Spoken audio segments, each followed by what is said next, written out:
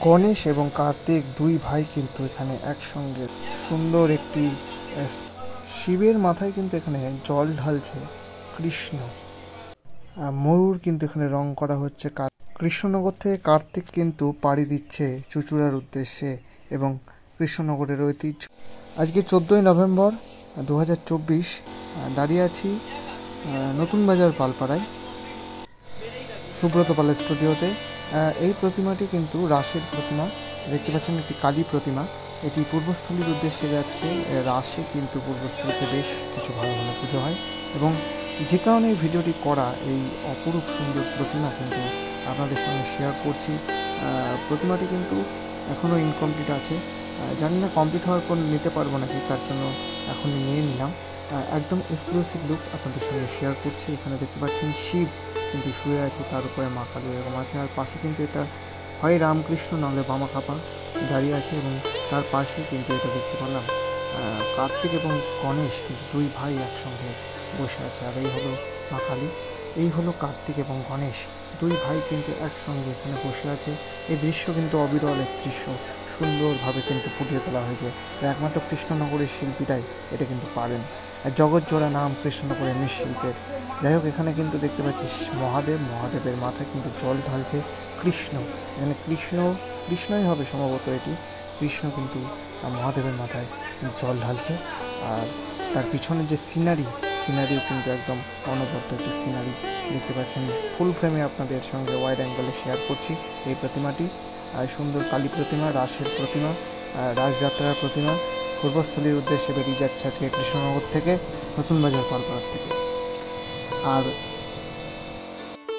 পরশুদিন কার্তিক পুজো, চলে গেছিলাম শিল্পী রাজীব পালের স্টুডিওতে। কৃষ্ণনগরের স্বনামধন্য শিল্পী, আইকনিক তার প্রতিমা দেখতে পাচ্ছেন আপনারা।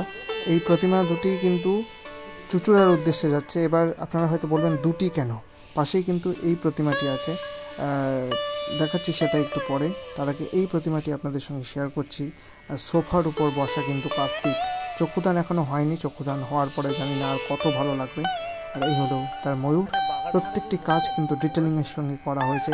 আর রাজীব পালের কাজ মানে কিন্তু ডিটেলিং, সূক্ষ্মতা থেকে সূক্ষ্মতা এবং সূক্ষ্মতর কাজ। এই প্রতিমাটি যেটি আরেকটি প্রতিমা, এটা একদম কমপ্লিট প্রতিমা, আজকেই বেরিয়ে যাবে চুঁচুড়ার উদ্দেশ্যে। খুব সুন্দর একটি প্রতিমা, ছিমছাম ছোটোর মধ্যে একদম একদম কম্প্যাক্ট একটি কার্তিকের যে নিদর্শন আপনাদের সঙ্গে শেয়ার করছি। আর একটু পরে কিন্তু কমপ্লিট লুক আপনাদের সঙ্গে শেয়ার করব, তার আগে পুরোটা দেখিয়ে নিই আপনাদের। আমার একবার মনে হচ্ছে কার্তিক আছে, তারপরে আমার দেবানন্দা বললো কার্তিক হয়।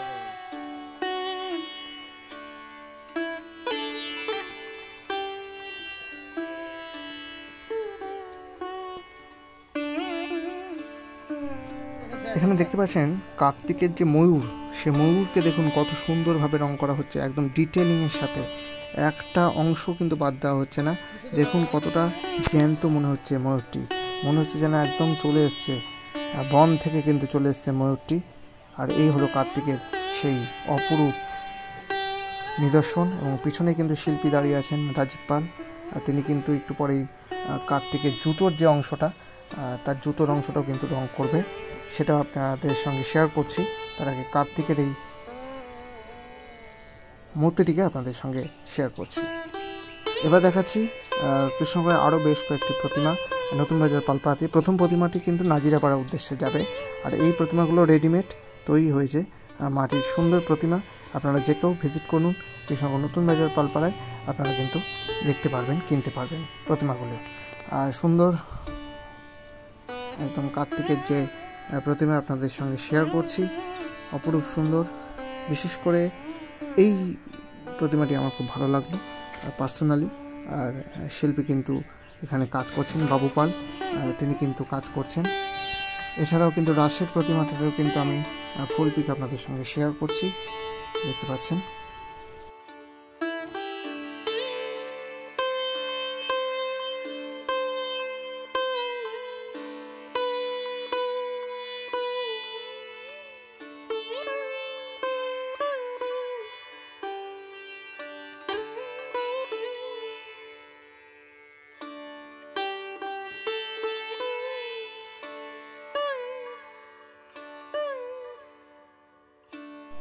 যাই হোক, এবার যেটা দেখাচ্ছিলাম, শিল্পী দেখুন রাজীব পাল কিন্তু কার্তিকের জুতোর অংশটি কিন্তু রং করছে, দেখতে পাচ্ছেন কতটা নিপুণতার সঙ্গে। দেখুন ধীরে ধীরে একটা একটা জায়গা ধরে কিন্তু কাজ করা হচ্ছে।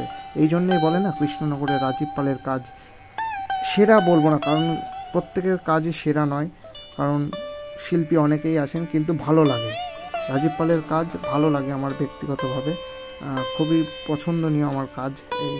এনার শিল্প সত্তা কিন্তু আমার খুব ভালো লাগে, আমি প্রত্যেকবারই ওই জন্য ছুটে যাই তার বাড়িতে। দুর্গাপুজোর ভিডিওগুলো আপনারা হয়তো দেখে থাকবেন, আমি বেশিরভাগই তার বাড়িতেই ছিলাম, তার স্টুডিওতেই ছিলাম।